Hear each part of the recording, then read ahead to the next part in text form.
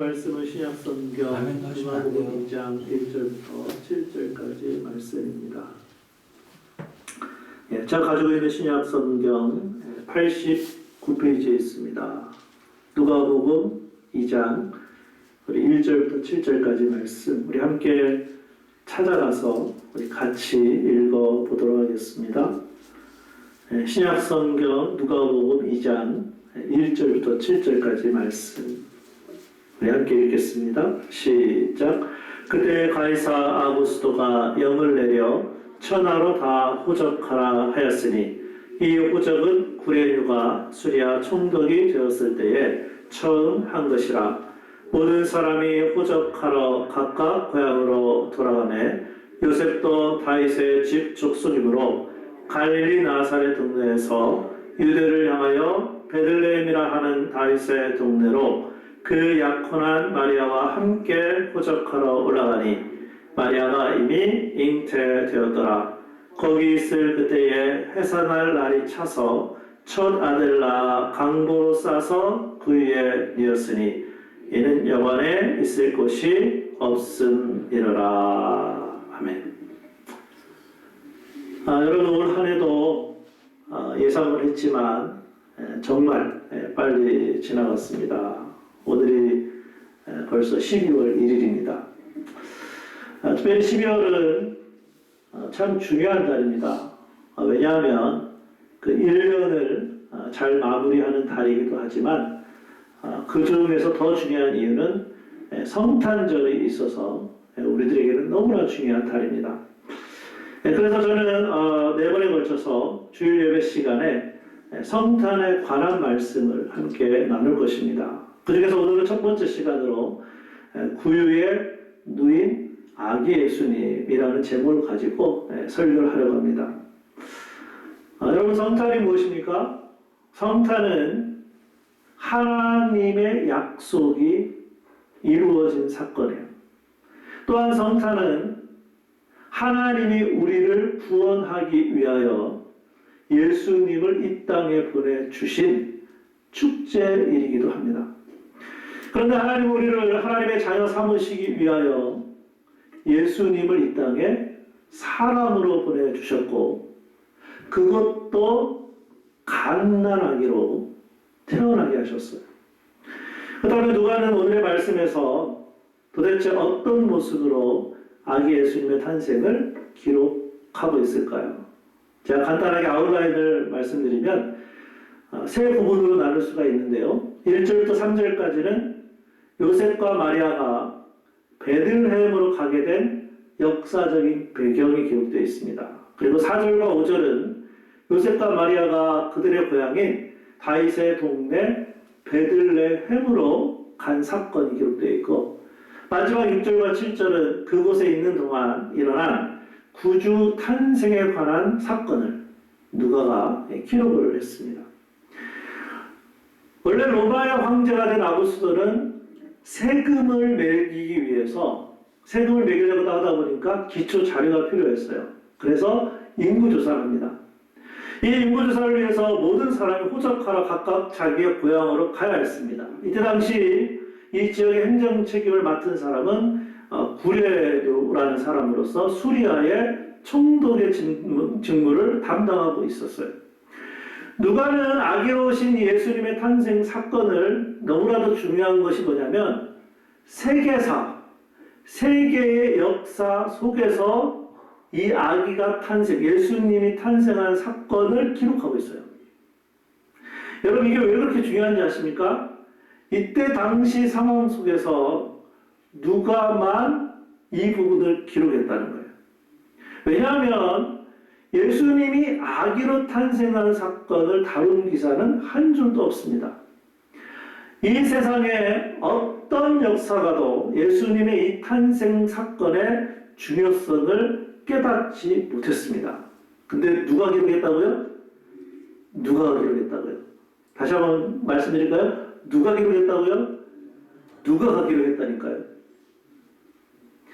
이 누가는 예수님이 이 땅에 오신 사건을 중심으로 세계의 역사가 있지만 이 누가는 역사가인데 관점을 어디다 뒀냐면 이 땅에 오신 예수님을 그 세계 역사의 사건의 중심에 놓고 기록하고 있어요.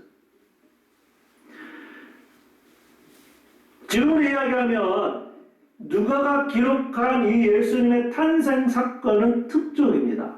뭐라고요? 특종. 예수님이 아기로 태어나신 사건이야말로 앞으로 인류 역사를 판가름할 사건을 누가는 알고 깨닫고 기록한 거예요. 그렇다면 이 누가의 통찰력을 우리가 좀 더 자세하게 살펴볼 필요가 있는데, 먼저 우리 본문 말씀 누가복음 2장 1절 우리 함께 같이 읽어보실까요? 자, 시작. 그때 가이사 아구스도가 영을 내려 천하로 다 호적하라 하였으니. 이때 당시 지중해를 중심으로 한 당시의 역사는 모두가 로마의 통치 아래 있었어요. 그러므로 아구스도의 명령은 갈릴리의 나사렛 또 유다의 산골짜기까지도 포함된 모든 지역에 이른 거예요. 그런데 여기서 중요한 것은 누가가 이러한 정치적인 배경을 통해서 역사를 주관하시는 하나님을 파악하고 있다는 거예요. 그러니까 이때 당시 전 천하를 통일한 로마의 황제는 하나님의 뜻을 이루기 위해서 그냥 도구로 사용되었다는 말씀이에요.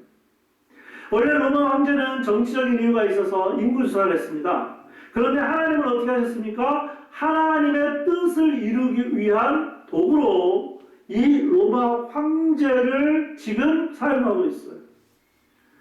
이처럼 아구스도는 하나님의 목적과 계획을 이루기 위해서 쓰임받았음을 오늘 본문의 말씀 우리들에게 가르쳐 주고 있습니다. 여러분, 이게 우리들에게 왜 이렇게 중요한지 아십니까? 또는 이것이 우리들에게 얼마나 위로와 격려가 되는지 아십니까? 이런 얘기입니다. 지금으로 적용한다면 어떤 절대적인 사람이 이 땅에 와서 그 권세와 권력을 가지고 휘둘러도 하나님의 뜻은 거스릴 수 없다는 거예요. 어떤 권력도 전능하신 하나님의 뜻을 이루는데 벗어날 수 없다는 거예요. 그냥 사용되는 것뿐이에요. 가이사 아구스도의 명령은 갈릴리 나사렛에서 살고 있던 요셉과 마리아를 움직였습니다. 요셉과 마리아는 로마 황제의 명령에 따를 수밖에 없었던 사람이었어요. 결국 어떻게 됐습니까? 이 아구스도라는 로마의 황제를 하나님이 뜻을 이루기 위해서 활용하셔서 예수님의 탄생에 사용되었다는 말씀이에요. 이미 구약 성경에서 예언된 베들레헴에서 예수님이 태어나시도록 돕는 일에 이 황제가 그냥 쓰임받았어요. 갈릴리 나사렛 동네에 살던 요셉과 마리아가 이 황제의 명령이 아니었다면 유대 땅 베들레헴까지 갈 이유가 없습니다. 이런 오늘의 말씀은요, 아까도 말씀드렸지만 지금 현재 이 오늘을 살아가는 우리들에게도 굉장히 중요하다는 거예요. 이 세상의 모든 권력은 그 나름대로 어떤 사람의 의도를 가지고 특별히 법을 제정하고 발표하지만 결과적으로는 어떻게 사용된다고요? 하나님의 뜻인 도구로만 사용되는 거예요. 여러분 때문에 우리는 올해도 성탄을 맞이하면서 역사적인 사건에 늘 함께 살아계시는 이 하나님의 주권을 깨닫는 것이 필요해요. 다시 한번 말씀드릴까요? 올 한 해 성탄을 맞이하면서 그냥 예수님 모셨다 이런 차원이 아니라 오늘 말씀 뭘 보여주고 있다고요? 역사적인 사건에 지금도 살아계셔서 그 하나님이 뭘 하신다고요? 주권을 행사하고 계시다. 그것을 깨달으셔야 돼요. 예를 들어볼까요? 교육법이 바뀌면 어떻게 됩니까? 당장 교육을 받는 우리 아이들이 영향을 받아요. 여러분, 그 외에도 우리가 살아서 알지만 여러 가지 법이 바뀔 때마다 어떻습니까? 우리 그리스도인들도 이 세상에 살기 때문에 똑같이 영향을 받아요. 그러나 우리가 꼭 기억해야 할 것은 그럼에도 불구하고 전능하시고 이 세상의 역사를 주관하시는 하나님의 뜻을 벗어날 수는 없다는 거예요. 그런데 하나님의 뜻이 무엇입니까? 하나님의 뜻은 말씀이에요. 그래서 누가는 이 하나님의 말씀이 어떻게 이루어졌는지를 보여주고 있어요. 우리 본문 말씀 누가복음 2장 4, 5절 말씀 같이 한번 읽어보실까요? 시작. 요셉도 다윗의 집 족속이므로 갈릴리 나사렛 동네에서 유대를 향하여 베들레헴이라 하는 다윗의 동네로 그 약혼한 마리아와 함께 호적하러 올라가니 마리아가 이미 잉태되었더라. 아멘. 여러분, 누가가 지금 기록을 하면서 뭘 강조하고 있어요? 다윗의 집. 또 뭘 강조하고 있어요? 베들레헴. 또 뭘 강조하고 있어요? 다윗의 동네. 뭡니까? 예수님이 구약 성경에서 예언된 메시아이심을, 그리스도이심을 알려주고 있어요. 우리는 갈릴리 나사렛 동네에서 살던 요셉과 마리아가 유대 베들레헴이라고 하는 다윗의 동네에 올라가는 그 한 발자국 한 발자국 속에서 이 예언된, 구약시대부터 예언된 하나님의 약속의 성취가 한 걸음씩 한 걸음씩 가까워 오는 것을 보여주고 있어요. 이처럼 베들레헴에서 태어나신 예수님은 하나님의 약속에 따라 우리를 구원하고 하나님의 자녀로 삼기 위해서 오신 줄로 믿습니다. 그런데 그 예수님이 어떻게 오셨다고요? 아기로 강보에 쌓여 지금 구유에 누워 계셔요. 우리 누가복음 2장 6, 7절 말씀 같이 한번 더 읽어보실까요? 시작. 거기 있을 그때에 해산할 날이 차서 첫 아들을 낳아 강보로 싸서 구유에 뉘었으니 이는 여관에 있을 곳이 없음이로라. 아멘. 이게 무슨 말씀인지 아십니까? 예수님이 잉태된 것은 뭘로 잉태되셨어요? 성령님으로 잉태되셨어요. 기적이었습니다. 그러나 오늘 본문 말씀은 예수님의 출생은 여느 아기들과 마찬가지로 때가 찼을 때 어머니를 통해 이 세상에 태어나셨습니다. 하나님의 아들이기에 예수님의 잉태는 기적이었지만 사람의 아들이시기에 예수님의 출생은 자연적인 분만의 과정을 거쳤어요. 그런데 이러한 과정 속에 한 가지 질문이 생길 수 있어요. 왜 요셉은 해산할 날이 찬 마리아를 데리고 베들레헴으로 갔을까요? 왜 그렇게 했을까요? 일단 첫 번째는 뭐예요? 하나님의 약속을 이루기 위해서 하나님의 섭리가 있었어요. 누구를 사용했다고요? 로마 황제를 사용하셨어요. 근데 그것으로 끝나지 않습니다. 아기를 낳을 때가 됐으니까 어떻게 합니까? 그 만삭된 마리아를 혼자 두고 갈 수가 없었어요. 그래서 누가가 어떻게 일합니까? 거기 있을 그때 뭐가 찼어요? 해산할 날이 차서. 더 나아가 누가는 예수님이 이 세상에 탄생하신 것을 강보로 싸서 구유에 뉘었으니 이는 여관에 있을 것이 없으니로라. 아주 간단하게 기록했어요.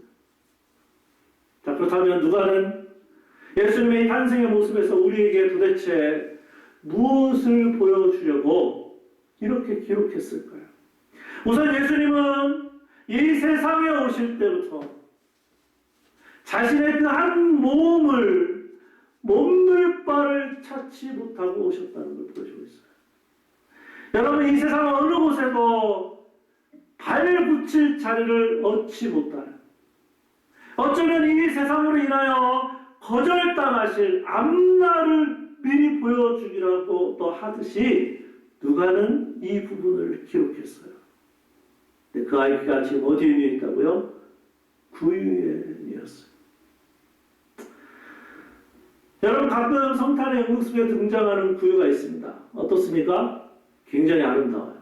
거기에다가 조명도 받고요. 또 뭐 뜨는지 아십니까? 그 위에다가 장식도 해놔요. 아주 그럴듯해요. 그러나 실제로 마법관에 있는 구유의 상황은 전혀 그렇지 않아요. 여러분 한번 생각해 보세요. 그 마국간의 냄새 장난이 아니었을 거예요. 거기에다가 엄청 더러웠을 거예요. 그뿐이겠습니까? 지저분한 것들은 다 있었을 거예요. 그야말로 이 세상에서 가장 비천한 모습으로 아기 예수님은 태어나셨어요. 그렇다면 왜 예수님은 이러한 상황 속에서 태어나셨을까요? 도대체 오늘의 이 말씀은 우리들에게 전하고자 하는 메시지가 뭘까요? 예수님은 이 세상에 오셔서 우리를 구원하실 뿐만 아니라 우리를 섬기러 오셨어요. 그것도 가장 비천한 자리에서, 가장 추운 곳에서, 가장 더러운 곳에서, 가장 냄새나는 그 곳에서 우리를 섬기시려고 가장, 그것도 어떤 모습으로요? 성인의 모습이 아니에요. 가장 연약한 갓난아기로 태어나셨어요. 그래서 예수님 마가복음 10장 49절에서 성인이 되어서 이렇게 말씀하세요. 같이 한번 읽어볼까요? 시작. 인자가 온 것은 섬김을 받으려 함이 아니라 도리어 섬기려 하고 자기 목숨을 많은 사람의 대속물로 주려 함이니라. 아멘. 예수님은 섬기러 오셨기 때문에 모든 사람보다 가장 낮은 자리인 구유에서 태어나셨어요. 심지어 예수님은 자신의 생명을 대신 주시기까지 섬겨주심으로 구세주가 되어주셨어요. 여러분, 그러므로 섬김의 첫걸음은 가장 낮아지고 나를 포기하는 데서부터 시작됩니다. 나 자신을 위한 어떤 유익한 삶에 대한 포기가 없다면 우리의 섬김은 불가능해요. 여러분, 그렇기 때문에 우리는 이번 성탄절을 좀 맞이하면서 오늘 말씀을 좀 잘 기억했으면 좋겠어요. 뭘 기억하시라고요? 여전히 살아계신 하나님, 여전히 전능하신 하나님이 이 세상의 모든 것들을 뭐하고 계시다? 주관하고 계시다. 그냥 1년에 한 번씩 오는 행사가 아니라 그 살아계신 주님, 하나님, 역사하신 하나님, 주관하신 하나님, 전능하신 하나님, 그 하나님을 봐야 된다는 거예요.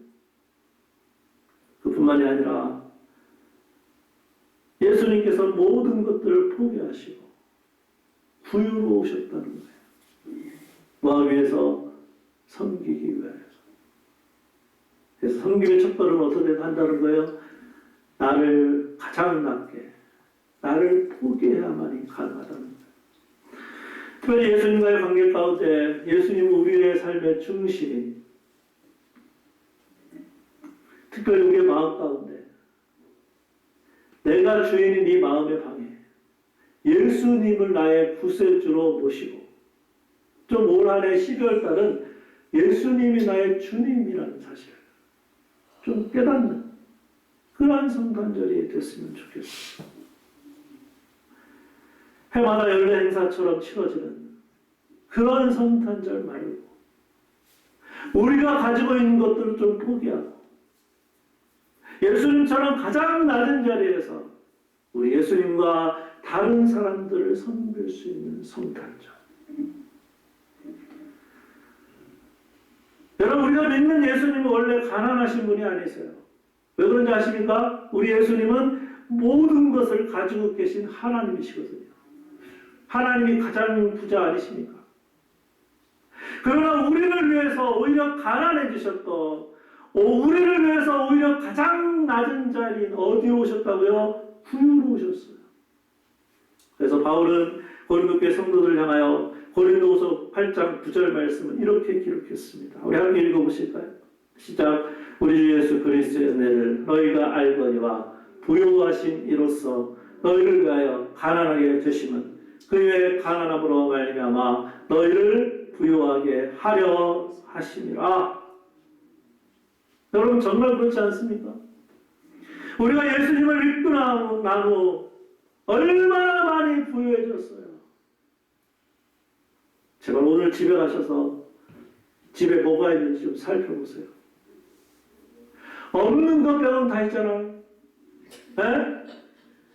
그렇지 않나요? 없는 것 빼고 다 있잖아요. 현재 우리가 가지고 있는 것들이 얼마나 많아요.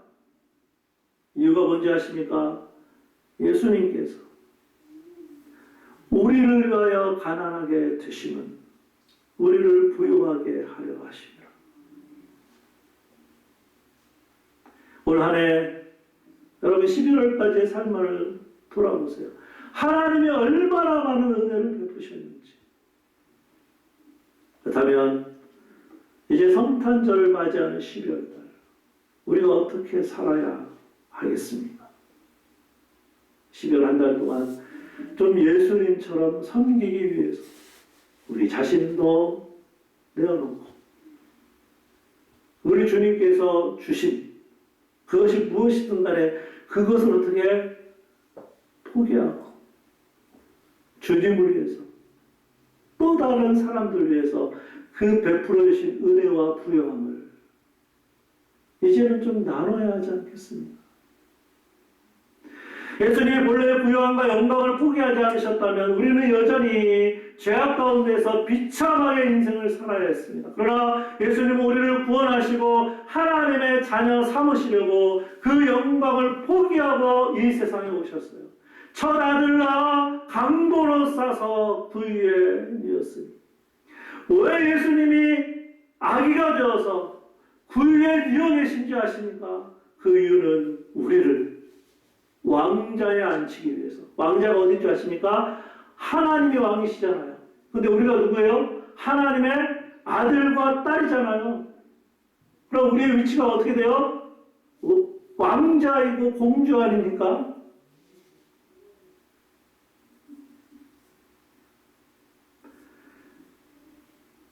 하나님의 아들로서 낮고 천한 부유의 아기로 누이신 것은 사람의 아들인 우리를 하나님의 자녀 삼기 위해서 그렇게 하셨다는 거예요.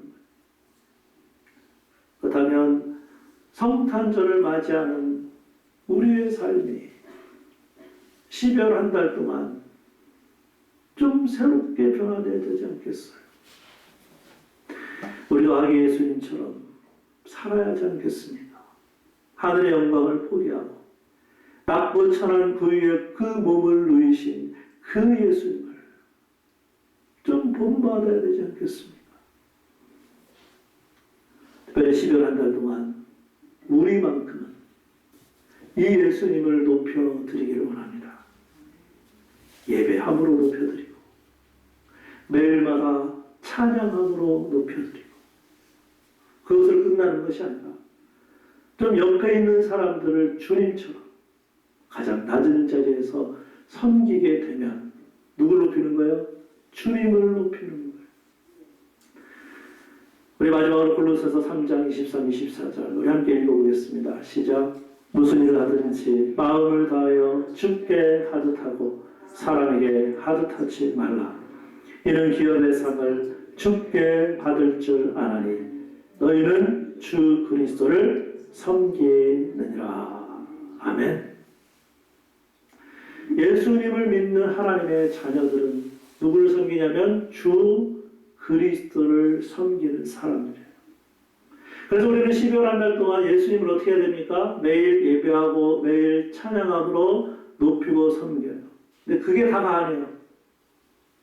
주 예수 그리스도를 섬기는 것은 뭡니까? 23절에 보니까 무슨 일을 하든지 마음을 다하여 죽게 하듯 하고 누구에게? 사람들을 섬기라는 거예요. 이렇게 우리 자신을 포기하고 가장 낮은 자리에서 예수님과 사람들을 섬길 때 우리 주님이 어떻게 하신다고요? 상을 주신다 말씀하세요. 바라기는 이번 한 주간 구유에 누인 아기 예수님을 기억함으로 예수님처럼 섬길 성탄절이 될 수 있기를 주님의 이름으로 축원합니다. 기도하겠습니다.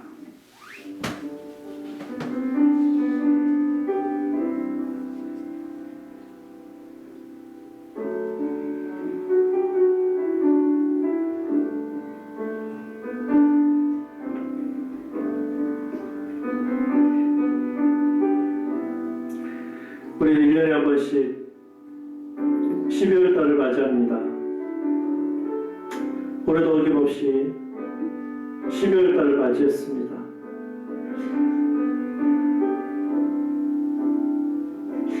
우리를 구원하러 오신 예수님, 아기로 오셨습니다. 말 부유에 오셨습니다. 낮고 천한 자리에 오셨습니다. 더러운 자리에 오셨습니다. 우리를 구원하기 위해서 오셨습니다. 우리를 섬기러 오셨습니다. 그렇다면 우리도 그 예수님을 믿었으니까 예수님처럼 살아야 하지 않겠습니까? 이번 한 주간 매일마다 우리 주 예수 그리스도를 높이는, 예배하는, 찬양하는 그런 삶이 되었으면 좋겠습니다. 그뿐만이 아니라 내 눈에 보이는 그 사람을 주님으로 보면서 예수님처럼 섬기는 그러한 삶을 이번 한 주간 살아갔으면 좋겠습니다. 특별히 이번 한 주간 우리가 이 살고 있는 세상 가운데 살아계신 하나님, 역사하신 하나님, 모든 것을 주관하신 하나님, 말씀을 통하여 그 뜻을 이루셨던 하나님, 그 하나님 의지함으로 승리하는 우리 모두가 될 수 있도록 오늘 이 시간 함께 기도하겠습니다. 아버지 하나님, 오늘 감사합니다. 우리가 1년에 한 번씩 성탄절을 맞이합니다. 12월 달을 맞이합니다. 아버지 하나님, 그러나 우리가 어떻게 아버지 하나님 이제 행사로 그치고 있고, 그저 아버지 하나님 마무리하려고 하고 있고, 그저 아버지 하나님 이제 매년에 아버지 하나님을 다가오는 성탄절로 살고 있지는 않는지, 아버지 하나님 우리를 변화시켜 주셔서 이년에 살아계시고 역사하시고 하나님 모든 것을 주관하시고 말씀하신 대로 이루시는 아버지 하나님, 그 하나님을 바라보며 그 하나님을 의지하며 아버지 하나님과 이 세상에서 살아갈 때에 아버지 하나님 이제는 새롭게 살아가게 해 주옵소서. 특별히 이번 한 주간 매일마다 우리 주 예수 그리스도 우리를 구원하러 오신 그 예수님, 아버지 하나님 그 예수님을 찬양하고 예배하고 경배하고 높여드리는 그런 삶이 되게 하여 주시고, 하나님 그뿐만 아니라 우리 눈에 보이는 한 사람 한 사람을 주님 대하듯이 하나님이 옆에서 주님을 섬기는 모습을 아버지 하나님 그 사람들 가운데 보이게 하여 주시고, 하나님 그래서 정말 아버지 하나님 앞에 상받는 그런 삶으로 새롭게 변화되어 살아가는 하나님 저희들 되게 하여 주시옵소서. 하나님 역사를 주관하시고 살아계시고 아버지 하나님을 전능하신 그 하나님을 의지하게 하시고, 그 하나님 붙들게 하시고 그 하나님 때문에 위로받게 하시고 격려받게 하시고 아버지 하나님 간증한 상황에 그 주님 의지함으로 승리하는 하나님 저희를 되게 하여 주셔서 12월 한 달 동안 하나님의 영광을 드러내며 12월 한 달 동안 아버지 하나님 그래서 하나님 받으시게 기뻐 받으시는 하나님의 자녀로서의 삶을 살아갈 수 있도록 인도하여 주옵소서. 하나님 감사합니다. 구유의 의인하게 예수님, 우리도 예수님처럼 살기를 원합니다. 이번 한 주간 우리의 가족들, 우리의 교우들, 또 이번 한 주간 어떤 사람을 만나든지 주님 대하듯 섬길 수 있도록 성령 하나님 역사하여 주옵소서. 특별히 이번 한 주간 예수님을 높이기를 원합니다. 예수 그리스도를 경배하고 예배하고 매일마다 찬양하게 하여 주옵소서. 또한 살아계시고 역사하시고 전능하셔서 이 역사를 주관하시는 그 하나님, 하나님만 바라보고 의지하고 승리하는 귀한 성도들 되게 하여 주옵소서. 예수님의 이름으로 기도합니다. 아멘. 우리 다 같이